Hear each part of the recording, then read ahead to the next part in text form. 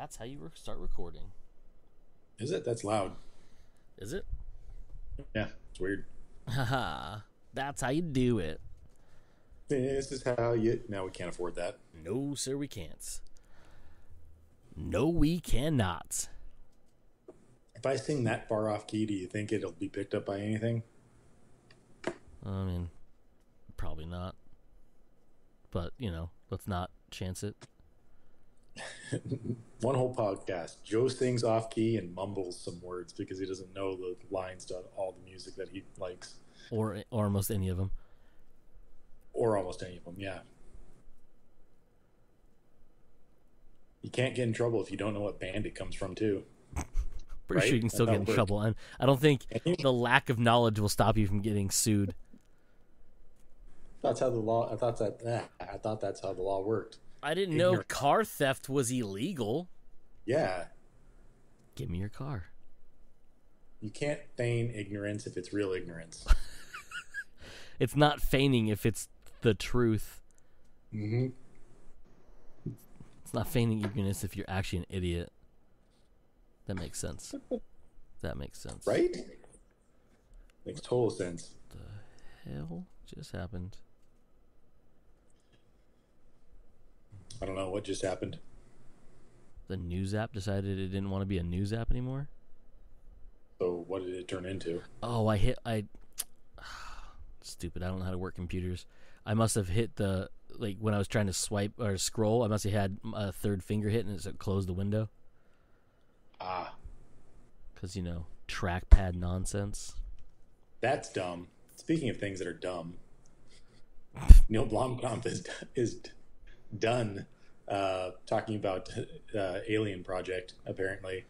There's an interview that he did with Uproxx. It's mostly about his new movie that he's got coming out, Demonic, and how he shot it and whatnot. But one of the questions that he got posed was, you were working on an Alien Project, sequel, whatever. Were you disappointed not getting into that? And essentially he just if it's possible, I really don't want to talk about Alien. I'm just so done with the whole discussion, and it seems like it just never goes away. Alien, RoboCop, District 10. I'm just I can't talk about it. Yeah. Fair enough. Of those, District 10 is the only one that's actually in production. Well, maybe not production, but pre-production, yeah. Pre-production. He's actively trying to write a sequel to it. Sequel to District 9, so District 10. But yeah, he's just kind of done with talking about that stuff. I don't blame him. I mean, to be attached to an Alien movie and then it just not getting off the ground and getting totally canceled, this would suck. And also getting attached to the sequel to RoboCop, the remake. It was the sequel, right? He wasn't doing a reboot. He was doing a sequel to 1 and 2. To the original. Yeah, the original 1 and 2. So it was to the original ones that were going to ignore 3, as you should ignore 3. Because not even jetpacks can save RoboCop 3. Nope. You should really ignore number 2 too, but whatever. There's some good things about 2.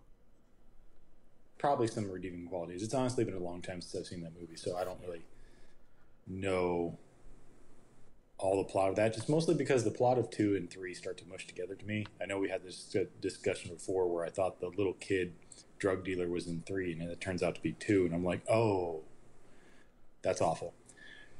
But yeah, so he's done talking about that stuff. The rest of the article is actually pretty interesting. It's very long. Obviously, they're talking about how he shot Demonic, what his inspirations for it were. Essentially, it was Paranormal Activity and the Blair Witch Project were his inspirations behind it. But he also wanted to do work with this technology called volumetric capture. Yeah. And it's apparently glitchy to work with. So even the technology right now in and of itself is very early stage to be able to work with the stuff. And so he was thinking of a way to incorporate that into a movie, because you'd have to incorporate the glitchiness of it. Yeah.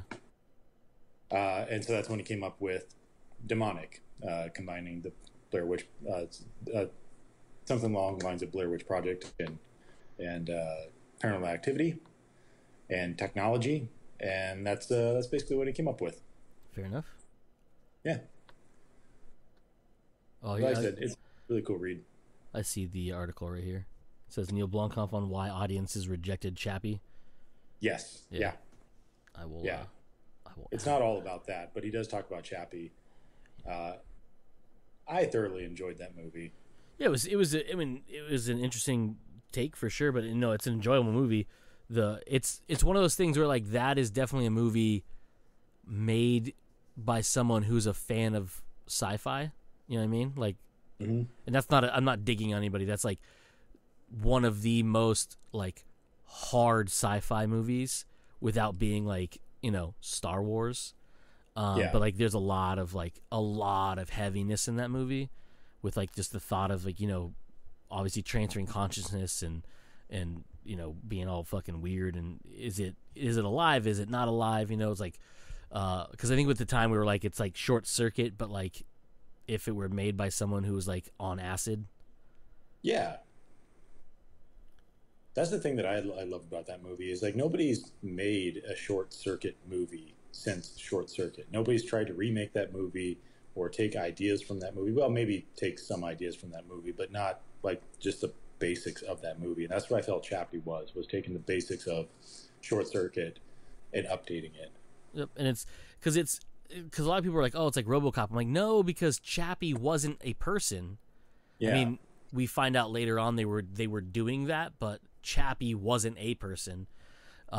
He was just a sentient robot, as some would say, or a droid, I guess, really, because robots are pre-programmed. I can't remember the definition of robots, but I know it's not a sentient being of some sort.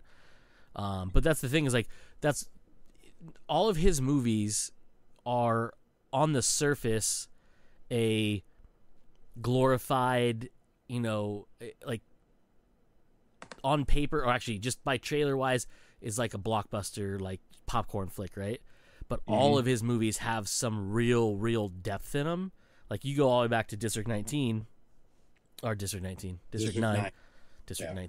I'm way in the future. I'm on his fucking 10th sequel. District 9, it's all about immigration, and it's all about, you know, like all these things. Obviously, it has aliens in it, and it has crazy space tech, like a gun that makes people blow up, and mutate into an alien. But its core, the core of the movie is about immigration, on a very vast scale, obviously, and things like that. You go to Elysium, it's about class society. You know, like there's the higher end, and then there's the subclasses and blah blah blah. Chappie obviously is more about what is it to be? What is it? What's the definition of being alive? Like, are you, you know, if you're the scum of the earth, but you're still a person, right? But also Chappie proves that he's also alive, a la Short Circuit, and that sort of thing. You know that kind of stuff. And Demonic probably has something similar about mental health, or I don't know. Maybe I don't know. I don't know what's in it, because I mean it's a fucking video game that has ghosts in it, I guess. Or we'll find out. Yeah, we're gonna definitely find out, because it comes out next month on the right. Yes. No. I just don't. Is it September or October? I thought it was like right around my birthday, September. Was that the September 4th movie? No, Shang-Chi is September 4th. Shang-Chi was September 4th. Let's look up the old release date here. Demonic, August 20th. Wait, what? Will be in theaters, on digital rental, and VOD on August 20th. That's tomorrow. Yep, that's tomorrow. What? Wait, what? I can watch that tomorrow? I don't know how to spell all of a sudden. I don't know how to spell. You got too excited?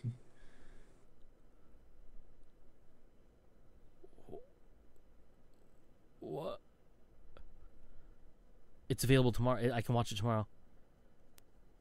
I already bought tickets to Free Guy tomorrow. You bought tickets to Free Guy? Yeah, Paige wanted to see it, and we're both off tomorrow because I don't have to work. I was going to invite you guys, but I know everyone works at that time. Yeah.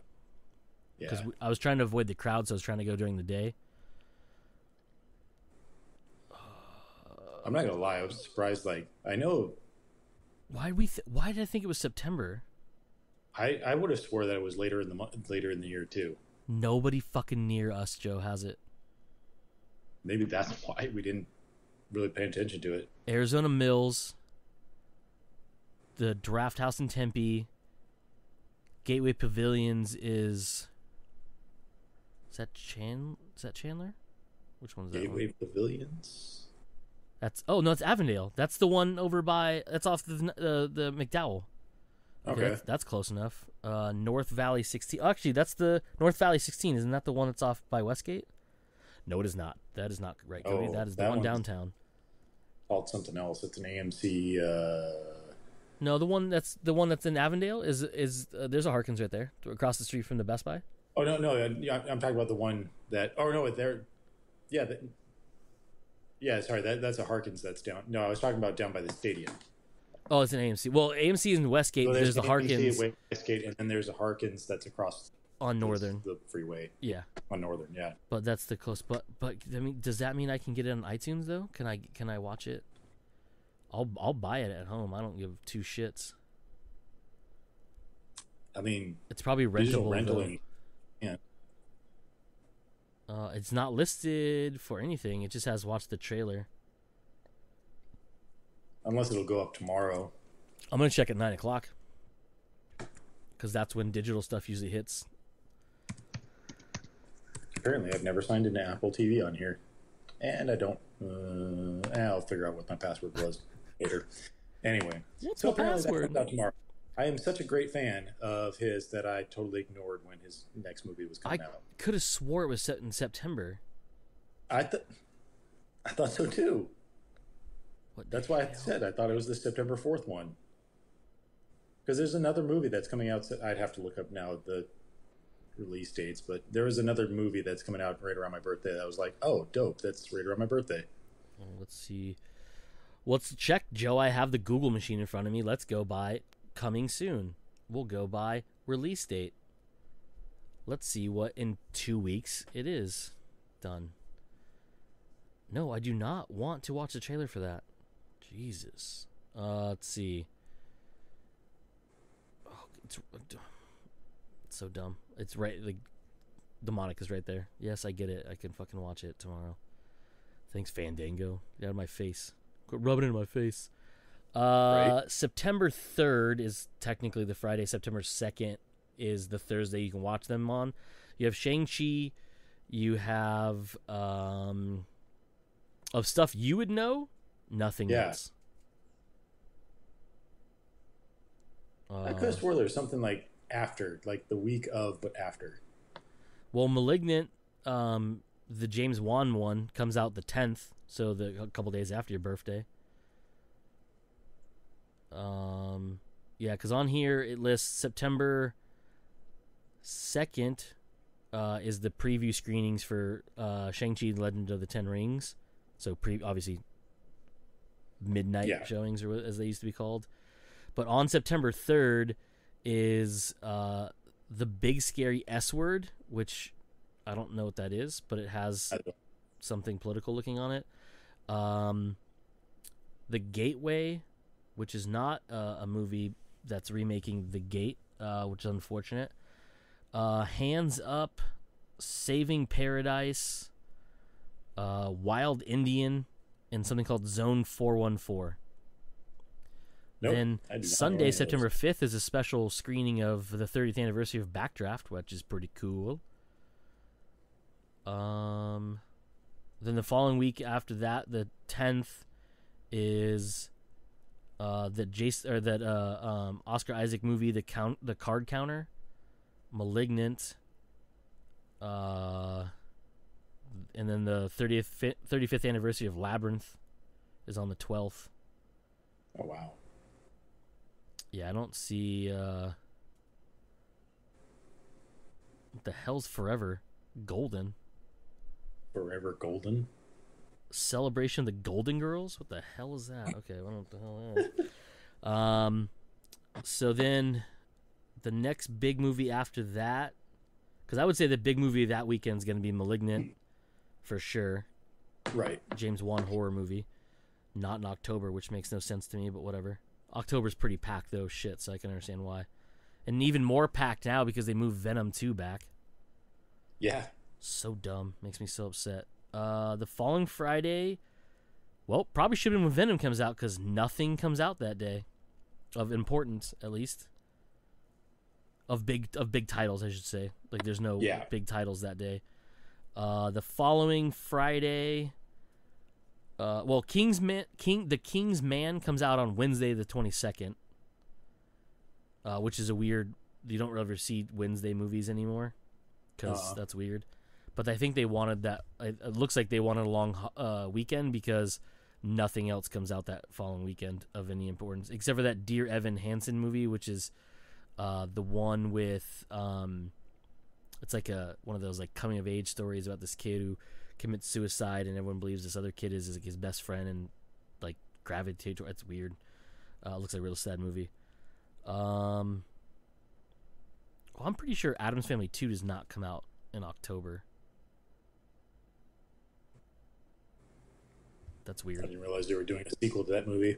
Yeah, whatever. I didn't think it was that soon, but whatever. But that same week, so October 1st, is also The Many Saints of Newark, which is the prequel movie to The Sopranos, where James Gandolfini's son actually plays the younger version of him, which is pretty cool. That's the only thing that weekend.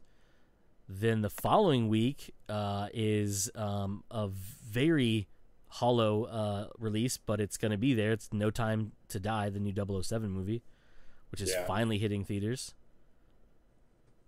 And then, of course, the Friday after that is going to be a couple, potentially larger movies. Venom, Let There Be Carnage, The Last Duel, which is that Ridley Scott movie with Ben Affleck and Matt Damon and Adam Driver and a shit ton of other people. Right. And then also Halloween Kills, which is a sequel to the reboot sequel Halloween. Yeah. And then the week after that is Dune and Jackass Forever. And also Last Night in Soho, which is the newest movie by Edgar Wright. Interesting. Wait, okay, never mind. Ghostbusters Afterlife is in November, isn't it? Yes. Okay. First week of November, right? November 5th, yeah. Oh, no, that's No, I'm sorry. And November 5th is The Eternals, the Marvel movie. The 11th, so the 12th, the week after, is Ghostbusters Afterlife. And then a bunch of randomness going through. Tentative release dates for... Because there's something else big that comes out this year, right? That we're supposed to be getting? Or maybe not. Is Spider-Man supposed to be out this year? I don't remember. Or did they push There's that back? There's a number of movies that have gotten pushed back. No shit, right? I think it's got to be next pushed year. back, like Venom. Yeah, no shit. I mean, I kind of get why Venom was pushed back because of that, but I mean, also I don't, because like September's pretty empty for the most part. And I also, I mean, so the problem with Venom being out, not that these two movies actually ever would bump heads, but it comes out the week before Dune. Yeah. And again, I'm not saying those are the same audiences, but the audiences do overlap quite a bit there. They do overlap quite a bit, and especially with this in this day and age, you probably, like, I don't know. I would almost have thought that would have been best that that movie studios would have like spaced things out a little bit better. You know, not necessarily to compete with each other, but to try. I mean, obviously, that's what they're trying to do. Is they're trying to maximize their profits. But like you say, you know, moving Venom back, and now you're competing up against Dune in this day and age. You probably would have gotten a better, in my opinion. You probably would have gotten a better showing. You probably would get a better showing if you had left it in September, where it's up against nothing. Yeah. You know, people are craving to be able to go to see things. I know that when I went to the Cruella a couple weeks ago with my mom and my niece and nephew, that theater was packed. Like, Yeah. to hear how little movies are making compared to what they were pre-pandemic, but going to that movie when I thought, no, this is going to be, it wasn't Cine1, or yeah, it was a smaller theater. It was still the Harkins that we normally go to, but it was, you know, one of the smaller theaters, Yeah. and it was packed. It was damn near sold out. It's like, this is damn near middle of the day too. Like, how is this, you know, sold out? And then when we went and saw whatchamacallit, what was the last movie we saw? Suicide Squad, right? Or The Suicide Squad? The Suicide Squad. That was damn near packed too. That was damn near sold out as well. So people want to go see movies where they have good open theaters. So having Venom on its own would probably have maximized its profits. But now, yeah, you're getting into going up against Dune. Like you said, they're not the same audience, but there's definitely going to be an overlap audience, right? There are people willing to pack theaters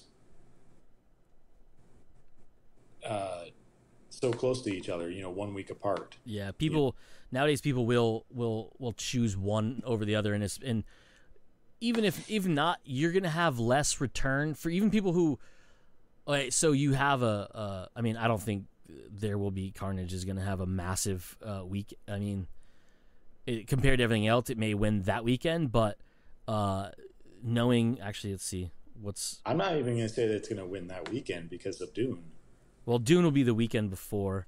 Well, right, but I mean, the weekend before, and there's still going to be people going the week after. Yeah, that's what I'm saying is, like, you still have people that are like, well, I don't want to, like, they're going to assume that the theaters are packed. Yeah, I'm going to pick one. They're not going to go first week.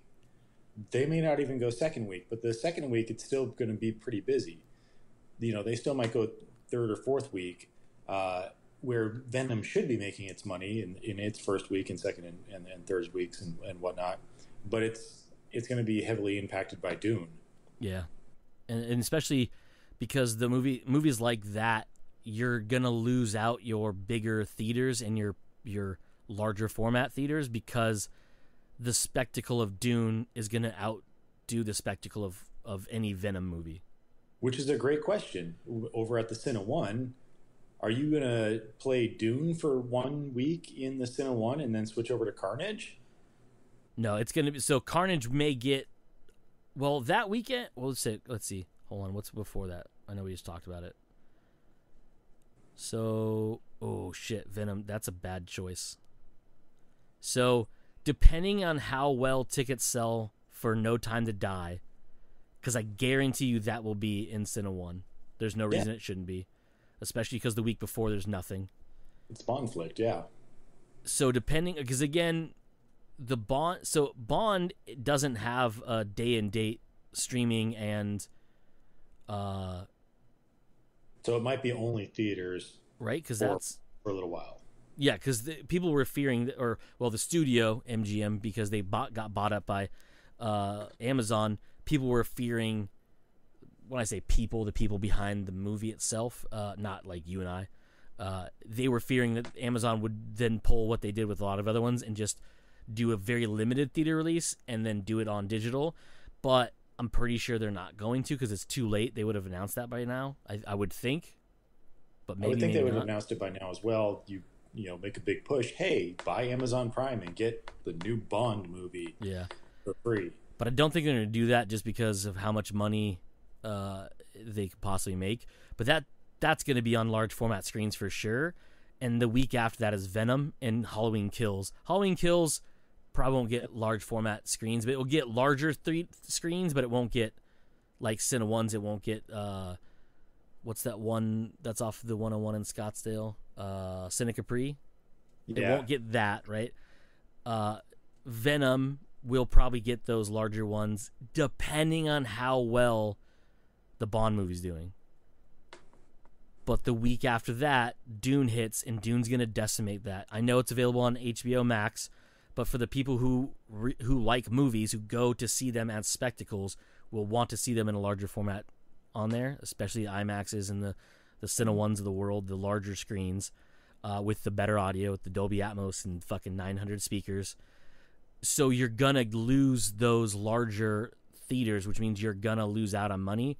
And when people go and still who people buy tickets from the box office, which blows my mind, they're going to look at it and go, well, Dune has 74 screens I can watch it on, and Venom now has 3. Let's go see Dune. You know what I mean? You're going to have that. That's a dumb move. And I do not know why they would have chose to do that, especially looking at September and how vacant September is on almost every weekend, excluding the first week, which is, I mean, I get it because they didn't want to, like, run it, because probably Sony got a little word from Marvel saying, hey, like, you don't really want to bump into Shang-Chi, right? Like, we're going to hopefully still be 3 weeks in making stuff going on, so maybe you should move this movie to somewhere else.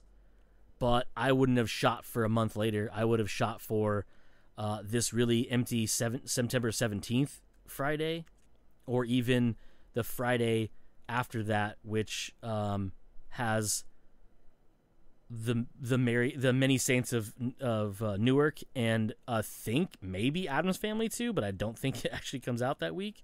So I mean, you have that open weekend for October 1st you could have done, and then you would have been grabbing a different set of audiences, because I almost guarantee you the No Time to Die audience, the 007 audience, is not the Venom audience.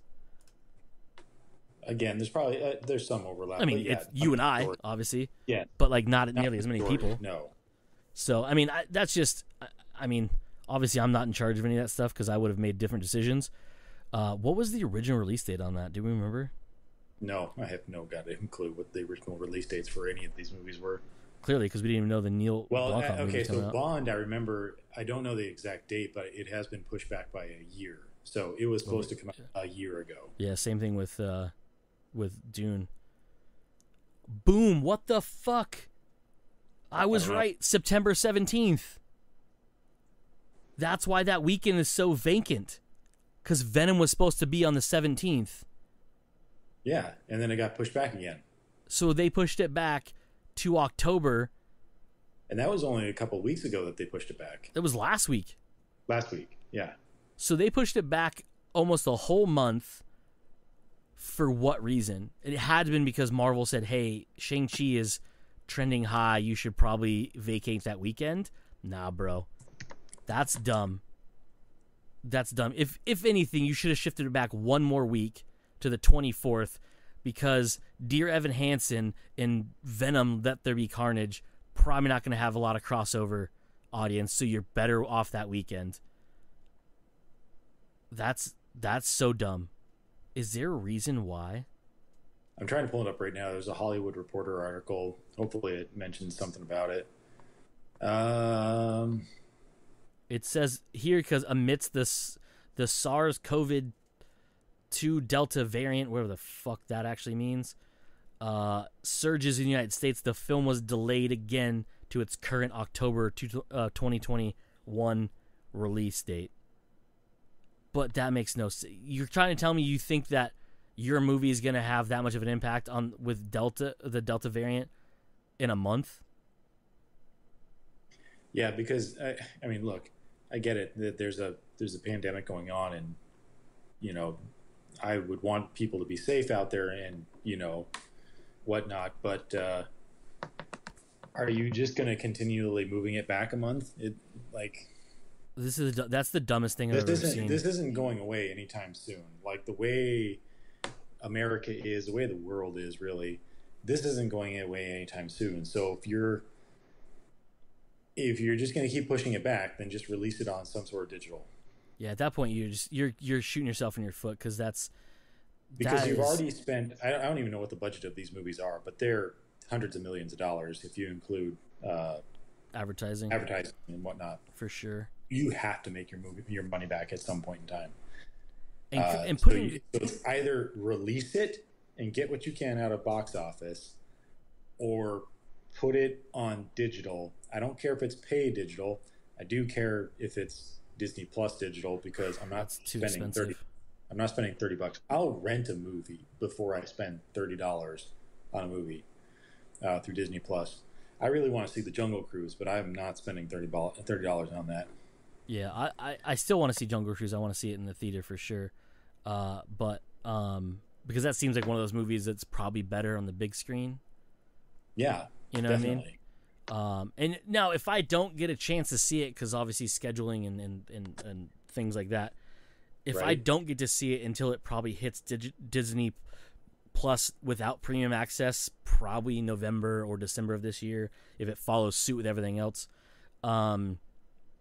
then I will watch it on Disney Plus. I mean, I have a nice TV and I have a nice sound system, so I'll enjoy it. But I don't think I'm not going to get the same enjoyment as I would if it was on a much larger screen.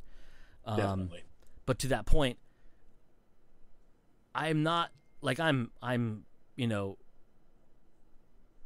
good with watching that movie if I get the chance, but I'm not rushing out to see it. Like, I'm not like, I need to see this movie. And not because I don't think it's good. I just don't, it's not one of those things, like, it doesn't really push every switch in my brain saying, "This, you need to see this now." Like, Free Guy, I'm dying to see it because it looks hilarious. And I'm trying to avoid as many spoilers as I can. And it's fortunate that you talked about something like that, because if you have to ask me about, because I am one of those people that's a little bit more hesitant to actually sit there and go to a movie every single week. Yeah. So I want to pick and choose what movies that I'm going to be going to. And even though that I could sit at home and watch Dune, just like I could sit at home and watch The Suicide Squad, it seems like it'd be a much more enjoyable experience to go out to a theater and watch it in a bigger screen. Whereas Free Guy, I do want to see Jungle Cruise. I do want to see Venom, Let There Be Carnage. I do want to see, but I'm not gonna. It's not going to be the movies that I'm like itching to see in theaters. Not like Dune, not like Ghostbusters Afterlife. Those are really the only movies that I can sit there and go, yes, I want to absolutely go see those in the theater. You know, even the new Bond movie, yeah, it's not going to be released on any digital streaming service to rent or anything. Cool. I'll just wait for it to come out eventually on a streaming service somewhere. You know? Yeah, it's one of those things where, like, Free Guy, I could have, like, I really want to see it. I could have waited longer. It just happened that Paige and I had the same day off, so, like, it just made it easy to go see it. But, like, Dune, like, knowing that comes out when I'm out of the state, yeah, right, is literally killing me. I totally didn't even think about that. Who am I going to go see that movie with? Well, no. So when I say that, because when Dune comes out, you and I will be together. Okay, good. So we will be seeing that. I'm just saying, out of state. When I say that, I don't know a theater, like, what theater, like, I would say we're going to go to this, like, here at home, we would go to, Cine One. Now, this is the thing that I was actually going to talk to you about another time. It comes out on the 22nd. We drive back from San Diego on the 22nd. So I work the next day too. Yeah, so that's the thing, is, like, do we try to push it and watch it when we get back, or do we avoid? I mean, not that you and I would ever have spoilers for what happens in Dune, because we done read the book. Yeah. And spoiler alert, by the way, Dune Part 1, so it's not even going to be the whole ending. Yeah.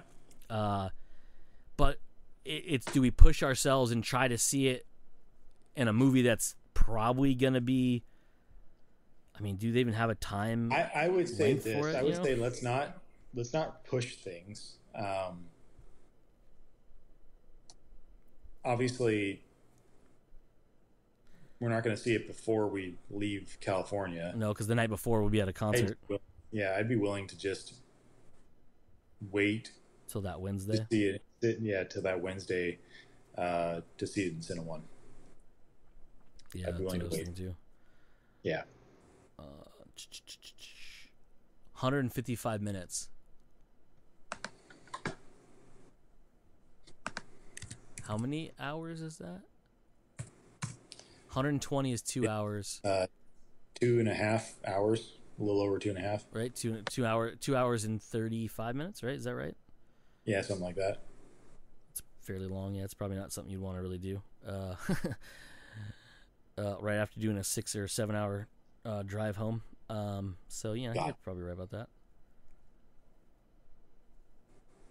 But yeah, anyways, I mean that's the thing. Like that, I don't know.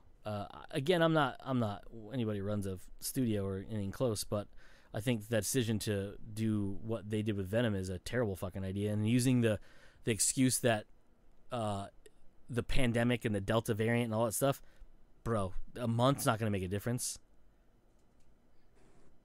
A month isn't going to make a difference. And then how many other movies did they not move back as well? Yeah, and you moved it to again, it's got the only reason saying that it's because of the pandemic or the Delta variant, because we're still technically in the pandemic, is a bullshit reason. You know, it's got to be doing something with Marvel, saying, "Hey, we don't want anything that technically could be taking away from our movie Shang-Chi, but also a movie we have a involvement in." Right? They have nothing to do with Bond. They have nothing to do with Halloween Kills. That's Universal. They don't have anything to do with any of that stuff, but they do have to do with Shang-Chi. So they're essentially coming from, one's a Sony Marvel Association project, Venom, and the other one's Shang-Chi. And Shang-Chi, yes, it has the potential to be one of the very biggest blockbusters of 2021, but I don't think having a 2-week gap between that and Venom is going to make that much of an impact. No. And especially looking at that weekend and seeing how empty the 17th is, that you could have stayed on that weekend and been perfectly fine. But instead you go against Halloween Kills a week before Dune and a week after Bond. That is a terrible decision. A terrible decision. Yes, I agree. Someone should be fired for that decision. Whoever ultimately made that decision and somehow proved their fact, that person needs to be brought out in the street and they need to be flogged in front of their children if they have them. If not, at least small children so they can see them weep. Jesus. But maybe that's just, maybe it's just me. That's a little extreme. I'm an extreme guy, Joe. Apparently. I'm an extreme guy. There was something else I wanted to talk to you about today. Well, I wanted to talk to Mike about what he thought of the newest episode of Ted Lasso, but that's not going to happen. Yeah, so that's not going to happen. Did he actually respond back to say he watched it or not? No. What a piece of garbage. No, he hasn't watched it. Well, I mean, I don't know now, but as of that text message, no, he hadn't watched it. Because I sent him an invite to join my Apple family thingy. But yeah, I never answered back. I gotta text him. Maybe I'll ask him if he has or not, and just yell at him. I have not watched the newest What If. Oh, you haven't? No, because I literally finished it just before we started here. I was going to, but I made dinner and then I ate dinner, and I didn't want to watch it right then and there. So I watched a bunch of trailers, like the Foundation trailer, which we were talking about in a minute, the Eternals trailer for another. I watched both those, the Foundation trailer, the final trailer, as they say, because that comes out in 2 weeks. No. Yeah, I don't remember when it comes out on Apple Plus. I could probably look it up. I watched that one twice on my phone, and I watched the Eternals one twice on my phone. Neither were a great experience on my phone because I didn't have my earbuds in, and it's my phone. But so when I got home, I watched both of them again while eating, and then I watched some other random YouTube shit while I was eating, and then I was like, well, I got to go record, so I'm not going to watch it yet because I didn't come home and just do nothing after work, like I should have. So don't. I mean, I know what it's about because it's the Space Lord T'Challa. I can't talk apparently. Episode, which is the last bit of work Chadwick Boseman did with the MCU before his unfortunate passing. Okay, so that was him that actually did the voiceover. A lot of the voiceovers have been the actual actors from the movies, with the exception of one or two here and there. Red Skull was not played by Hugo Weaving. It was done by was done by the new guy who did it in Infinity War. No, the other one, not Endgame. Endgame? Yeah, Endgame. In Endgame. Endgame. Yeah, I was like Endgame or yeah. Oh no, it was. He was in both. He was in both. Was he in both? Yeah. Yeah, because he greeted Thanos and Gamora. Spoiler alert, by the way. I don't know why. But that's the dude from The Walking Dead. What's his name? There's a lot of dudes in Walking Dead. I know, but it doesn't matter. He was in Walking Dead. Was it the guy from Love Actually? No, it's not Andrew Lincoln. It's not your doppelganger. It's Love Actually, which is the whole thing I want to talk with Mike about. Right. Full circle. Yeah. So I know they had a lot of people recast because they weren't available to do things.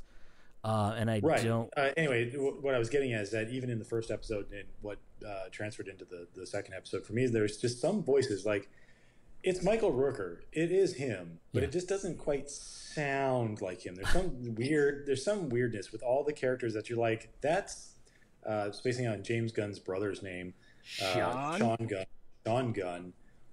But it doesn't quite sound like Sean Gunn. It's very weird to me. I don't know what it is. I don't know if it's the animation or if it's just most of these people are used to doing live action versus maybe there's a weird difference in doing voiceover work for animation. I don't know. But to me, for some reason, there's just a little bit of a weird voice difference. But that's why I'm saying is like it sounded like Chadwick Boseman. So it was Chadwick Boseman. Haley Atwell played Peggy Carter, Captain Carter. Sebastian Stan was Bucky Barnes. Dominic Cooper was Howard Stark. Stanley Tucci was Abraham Erskine, the Doctor. Toby Jones was Armin Zola.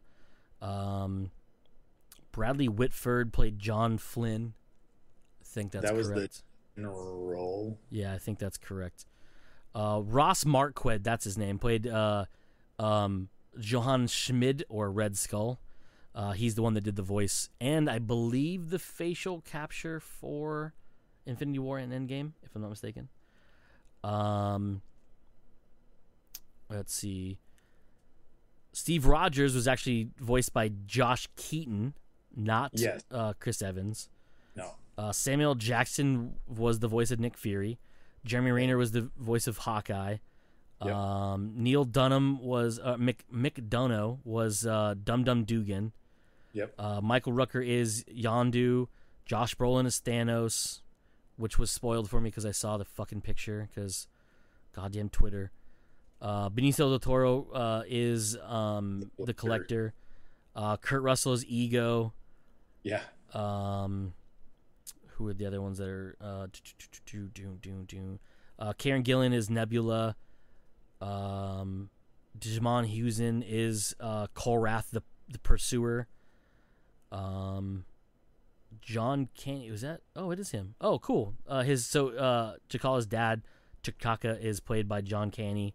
Sean Gunn is Kraglin. I don't know how to say that last name, but the second mate to Michael Rooker's Yondu. Chris Sullivan plays Taserface again. Seth Green plays Howard the Duck, which I didn't know was in that, but makes sense. Knew it. I knew that was him. Let's see. Oh, and Fred, that's a hell of a last name, plays Drax in Corvus Glaive. So it's not Batista. I could tell that it wasn't like it's decent enough, but it wasn't quite him. Jamie Alexander plays Sid. These are the ones that are confirmed. Oh, okay, interesting. Lake Bell actually does the voice for Natasha Romanoff / Black Widow. That sounds like it's getting into further episodes. It is. I'm just looking at the confirmed casting so far. But here, Peter Quill is actually voiced by Brian T. Delaney, who I want to say wasn't he the voice in the show? Nope, maybe not. I thought it was. Nope, I was incorrect. He's not the voice because Total Recall, Despicable Me. Okay, no, I don't know who he is. Then I don't know who this person is. He played Scarecrow in Batman Unlimited Monster Mayhem, whatever the fuck that is, direct-to-video something or other. So yeah, he played Peter Quill. Yeah, so this is the point. That's rambling of a bunch of names. Not everybody reprised their role because they were busy doing other things, and a lot of it were obviously were new lines because shit was changing. Because what if this happened? So yeah, that's obviously there's a lot in there. But Chadwick Boseman was able to come back and reprise his role as Star-Lord T'Challa, which is pretty cool. So we'll talk about the first episode since I haven't watched the second one because I'm a piece of garbage, Joe. What did you think? I know we talked through text about it a little bit, and we briefly talked about it yesterday when we were actually hanging out in the IRL. What did you think of episode 1?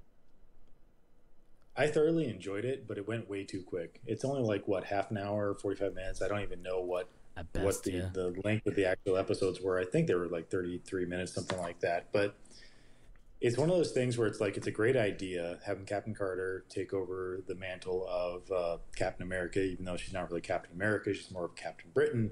There's so many Easter eggs and little hints towards the other, Captain Britain, which were really cool.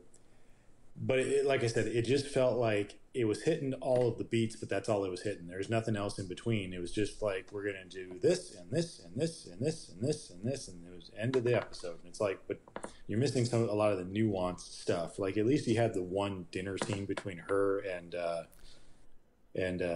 Steve Rogers. Steve Rogers. I was going to say Chris Evans, but it's not him even voicing it. It was not. Steve Rogers. So you get a little bit of character development in that, and that's it. Otherwise, it's just like we have to hit the main story elements that were from the original theatrical release of Captain America. But then obviously we're changing things now, so we're going to have our own spin on things. But it's just hitting those boom, boom, boom, boom, boom, and then the episode was over, and I was just left with like I really also kind of wanted to know what happened in the future, like, of this world too. It was that good of an episode that I was just like, I kind of would have wanted to have given a glimpse of like, what happened in the rest of the Infinity War and stuff like that with Captain Carter instead of Captain America. Yeah. Like I said, the voice work was really well done. Just every voice sounded slightly off. You could pinpoint that, those were the actual actors with the exception of Chris Evans, who played the original characters, but for some reason it was just off for me. I don't know. And obviously I couldn't tell you this to anyone while I was watching it because I was alone in my hotel room in Minnesota. But some of the performances seemed less polished. Like they didn't have as much emotion in them. Like Peggy's was pretty solid through the most part. The dude that was trying to do his best, Chris Evans, as Steve Rogers impression was pretty good, and like I had to look it up. I remember I was like, this is not Chris Evans because it doesn't have the same tone, but it's very close. I knew ahead of time that it wasn't Hugo Weaving because I saw a post, I think it was on Twitter like a month ago when the trailer came out, where they showed, like, obviously talked about Red Skull, and they said, returning as Red Skull from the Infinity War Endgame. So I was like, okay, it's fucking dude from Walking Dead again. But there was little things like Bucky's, like Sebastian Stan's Bucky. I think it's because his character was different in this enough, where he didn't have the same sullen tone. He was a little more, I don't know, like bouncy in a way. in it, but like not. I don't know. It was weird. It was like, to me, it was like all these little things were like they're not as emotionally grounded, but almost feel like a different performance, which I understand is supposed to be, but like it just didn't. I don't know. To your point, it just didn't sound the same. Yeah. On everything. And like you said, the emotions of it didn't hit. For me, mostly just because you're skipping through scenes so fast because of time limits that you're just skipping over those character development stuff, which can be really important. Obviously, this is just a what if, but to me, it was such a good what if that I wanted more of that stuff. You know, the whole you could hear in like the actor's voice. When he's talking about Bucky shipping out, you know, that's supposed to be an emotional moment with him, you know, Bucky shipping out and Steve not being able to do anything about it, but it doesn't hit the same because you don't have that character development behind it. Where in the movie you had, you know, you're showing Bucky sticks up for Steve, and you have that character development, and then he's able to reciprocate it. Obviously, you have a role reversal here, but only kind of sort of because. Don't get me wrong. It was absolutely awesome to see Stark made the Iron Man suit for Steve. The Nazi Stomper. The Nazi Stomper, which was really cool to see. It's really weird to think that. I guess that the power source was the only thing that would have been kind of keeping him away from Howard Stark from creating such a armored behemoth. But it still throws Steve into the fray as still more of a super soldier rather than just what he is, which is kind of a weakling, you know. Yeah. Don't get me wrong. Like I said, it was really good and really fun to see that. Yeah. What's your take? I thoroughly enjoyed it. And I don't remember. I remember I watched the trailers, and I don't remember if they showed us the Nazi Stomper or not in the trailers. But when I saw that, I instantly went back to one of my favorite. It's not even a what if story. It's a 5-issue miniseries they did called Bullet Points in 2000. I think it was 2004 or something, or 2007. I can't remember what year it was, but it was a 5-issue thing where they basically did a what if, but the whole thing was. What would have changed? What if, like a bullet, changed the outcome of certain things? And one of the first ones was Captain America. So before they had a chance to use the super soldier serum, the doctor got shot before the whole thing happened, right? So there was no super soldier serum. They built an Iron Man type suit, and Steve piloted it. But it was powered by his body, and it was slowly killing him. So like that was the whole thing. And I saw that, I was like, oh, that's cool. It's like that's kind of like the story they're going with, right? But like obviously there's still Captain Carter, and then like that whole thing. My thing about it, to your point too, is they did rush a lot of things, like get to all the main plot points from the first Avengers movie, just so they could get to the end to show up in modern time and make you be like. But what if that did happen? What's going to happen now? How's her life going to change? You know, obviously her existence and Steve's existence are now literally just flopped. He's in the past and lives his life out. Maybe becomes a higher up and develops S.H.I.E.L.D. And then dies on a bed not knowing who Peggy is in the future. And then I like obviously they changed it. She didn't get frozen in ice. She got put through a time portal, and she comes out thinking it's the same time, but it's obviously 70 something years in the future. I thought that was pretty cool. And I like the fact that they did all those things, like all those awesome, cool, like Captain America-esque things that he did, saving Bucky and the other soldiers. Attacking the Hydra or the Nazis' strongholds, going after Red Skull. Obviously, Red Skull changing his whole approach of the Tesseract and opening a portal to bring in an ultimate weapon in. That was a pretty cool thing to do. instead of just saying, I'm just going to use this thing to power weapons. Like, they're like, no, we're going to go a little farther than what we did in the movies and have a giant tentacle monster come out of this and excite a lot of people in certain countries and just be cool about it. Like, it was just super awesome to see because she pulls out the sword and starts hacking off fucking tentacles, and Steve's busting shit up with the fucking Nazi stomper. I was like, this is super rad, right? But could I have got 30 minutes of this versus 2 minutes of them saving them, 2 minutes of the train, 2 minutes of this? Which, one of the coolest parts was when she saves Bucky from being blown off the train, and he grabs him by the arm and goes, wow, you almost ripped my arm off. And I was like, yeah. But then I thought, wait a minute. He never becomes Winter Soldier. Boom. Yeah. I was like, oh, shit. That sucks. Yeah. Now what? You know, like, what happens? Like, there is no Captain America, the Winter Soldier. Well, see, and that's the thing, too, that they had, that's another good point that I actually forgot about until you just made it. Like, because at that exact point, she saves Bucky, but Steve in the Nazi Stomper goes missing because of the explosion. Yep. So for me at that point, I was like, "Oh, is he now the Winter Soldier? How fucked up. Much of a what if would that be?" And then didn't happen. Well, we don't know. I thought it would have been cool. Well, no, because he comes back right then and there. Well, yeah, because that was the train. Yeah, he comes back for the final, for the final fight. Yeah. Well, she would have been cool. Like, yeah, because he's in the imagine thing. that. Imagine if you would have taken the what if, that first what if.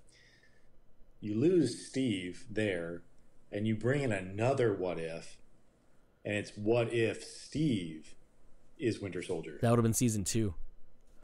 Yeah. Season 2 would just be sequels to the sequels they were making. You know what I mean? Like, they obviously, this was the first Avenger. Now it's Peggy Carter, or Captain Carter, the first Avenger.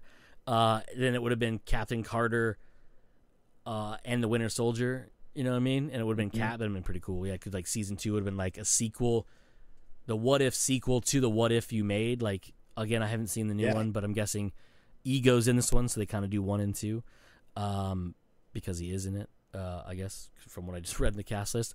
But yeah, no, I mean, that would be pretty cool. But yeah, him coming back and helping her at the end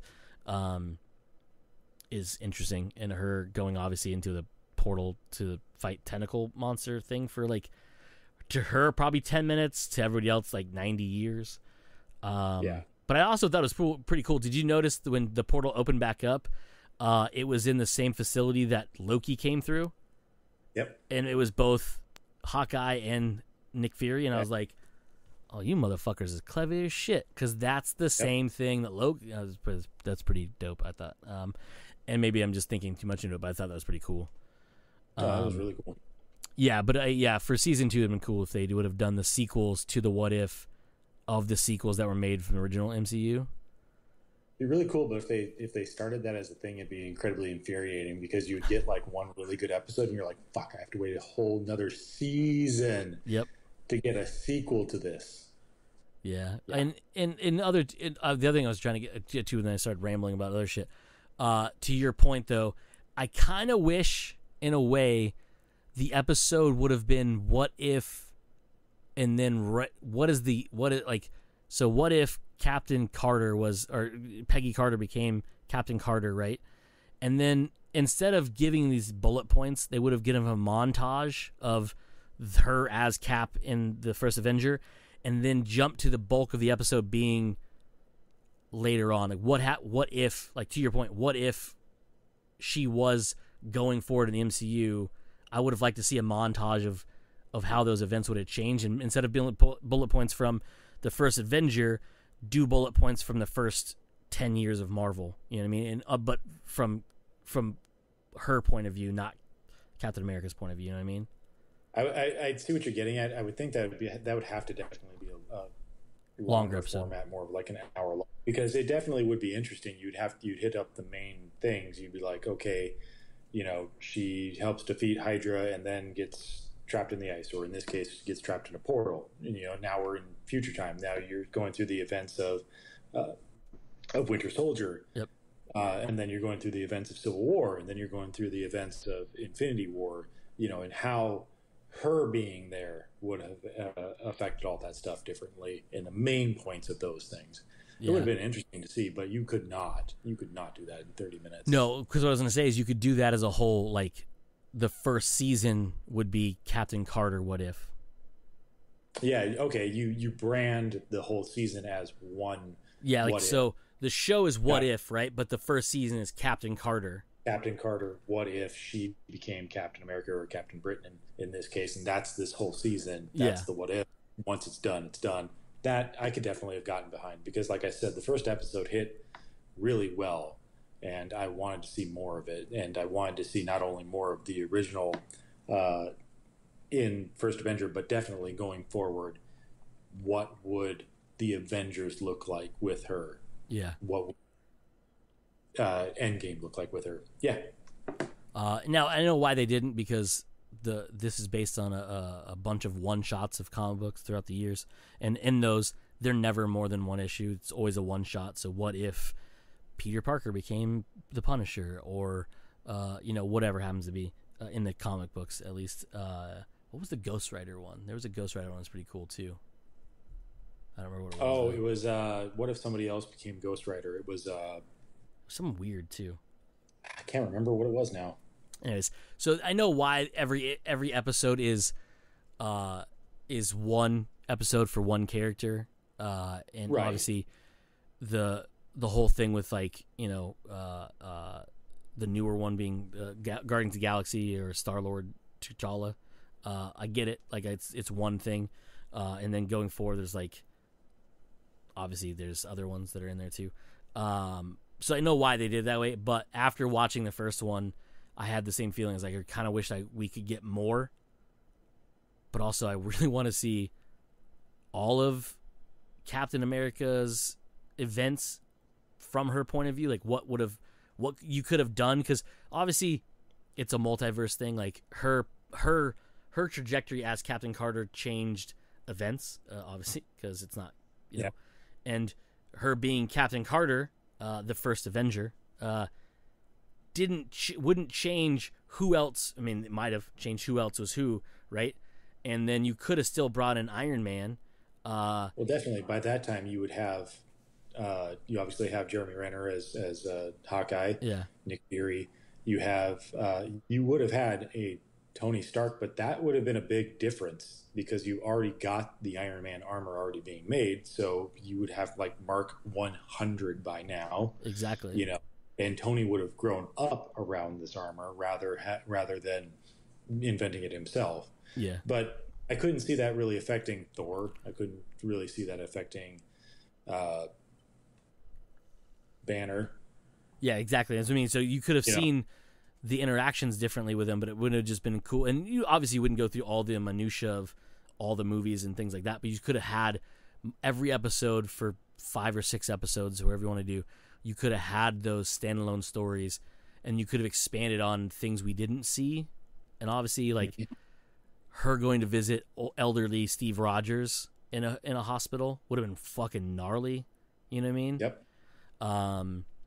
Yeah, it just, I mean, there's a lot of things that could have happened, and like, at the end of it, you could have had her going back with Infinity Stones through time, and with the Infinity Stones. Yep, and just kind of relive and do the same thing, but then you could still twist it and you could do other things with it. But it would just be cool to see her counterpoint to all of the major Captain America bullet points throughout all the movies versus just the first movie.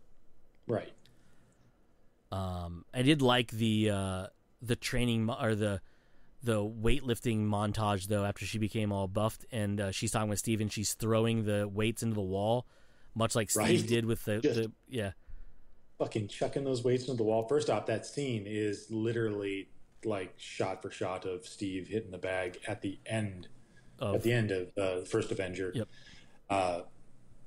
But yeah, when she's chucking those weights into the wall, and it's like that's basically a shield she's chucking. Yep. She just doesn't know it yet.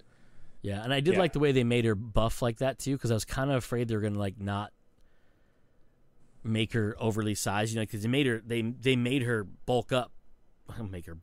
They made her look bigger, like Steve was when he got the Super Soldier Serum. She wasn't just Peggy Carter with strength. She was. Yeah. She got bigger. She got taller.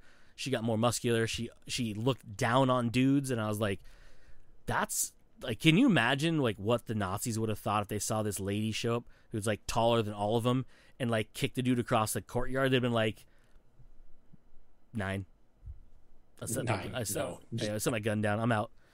And also, how dope was that fight scene with her and Cap, with the tanks and everything, where they're kind of like competing and like doing awesome. the dance. Oh, dude, I was like, bro, why is this not 45 minutes long of just this, of them just whooping Nazi assholes right off of these dudes as Captain Carter and their Nazi stomper? Like, dude, bro. Oh, also the other thing too is I'm in my hotel room in Minnesota watching this on my iPad with my headphones on, and I'm watching this, and I'm pretty sure probably someone would complain. It was like probably 8:00 at night or whatever, but I just yelled at one point, like when she has the sword, I was like, "Give the robot a sword! Why doesn't Cap come in with a sword and start chopping tentacles? You know how dope that would have been." That'd be pretty cool. Just have a statue with a giant sword, and he could have just ripped it out and just be like, now she has a sword, I have a sword, you know? Mm-hmm. Even if he had a shield at the same point, like they're doing like mirror image of each other, like he's in a giant metal suit with a sword and a shield, and she's just a giant lady with a sword and a shield, and I was like, yes! But also Captain Britain, I think at one point actually had a sword too. Yes, I believe he did, yeah. So that was obviously probably an homage to that. Yeah. But yeah, anyways, so that's but I thoroughly enjoyed it. I like the thought of playing with the toys and just rearranging the story, depending on how you want to do it, in a what if situation. So I'm excited to watch the new one, and I'll probably watch it tomorrow at one point during my day off, or maybe tonight, depending for what I do before I go to bed. But I was gonna say something you were saying. There was something I wanted to bring up when you said something earlier, and I forgot what it was now. So the Winter Soldier thing, that would have been cool because you would have had the conflict of not just being best friends and like damn near brothers. You would have had the relationship aspect, right? Like it's right. Like, you know, that would have been pretty cool. You would still be in love with him. Yeah. And I think you'd like. I wonder if you would like have him have a different thing than a metal arm, just to make him different. Like maybe his chest was metal instead because of the suit strain or something. That's a tangent I probably shouldn't start talking about now, because that'll be, you know what I mean? Instead of just mixing it up a little bit, instead of just giving him a metal arm like Bucky had, do something different, like fucking 2 metal arms. You know, 2 metal arms, or fucking metal jaw, or I don't know, whatever. You can do a lot of things differently. His jaws. Yeah, he's like, who throws a shoe? Yeah, so that's there's, by the way, there's a new teaser for Y: The Last Man out that dropped about 6 hours ago that I just found. I did not see that. I saw pictures a couple days ago. Maybe that's from the trailer. I don't know. We'll watch it as soon as we get done here. Yeah, I'll send it to you because it's right here on my please watch me now thing in front of me. But yeah, I think that's it that I have. There's probably other stuff, but news has been kind of shallow last few days. The last 2 things would have just been the 2 trailers. Foundation looks cool. God. I'm so glad it looks cool because the book was very political, yes, they talk about action. I think there was some action in it, but it was very much a political thriller book. Yeah. And so it was kind of boring. So it's nice to see that you're actually getting like explosions and stuff, you know. Not that I wouldn't have probably been able to enjoy the like a pure take on the book, but it's nice to see a little bit more action in it, you know. Yeah, because I thought what was cool about that, and before, I don't want to cut you off because I know you're about to talk about the Eternals. No. But what I thought was cool about it is, and I could be wrong, but this trailer made me think this even more so. I think they're gonna give us glimpses of the things that they only talk about happening, like the different wars going on, but also the rebellion on whatever the fuck that planet's called, where the Republic's at. Yes. Names escape me at this point, but where like basically in this trailer you see the ship crashing into the statue of Dude, and I was like, oh, that's not the Citadel. That's fucking Mass Effect.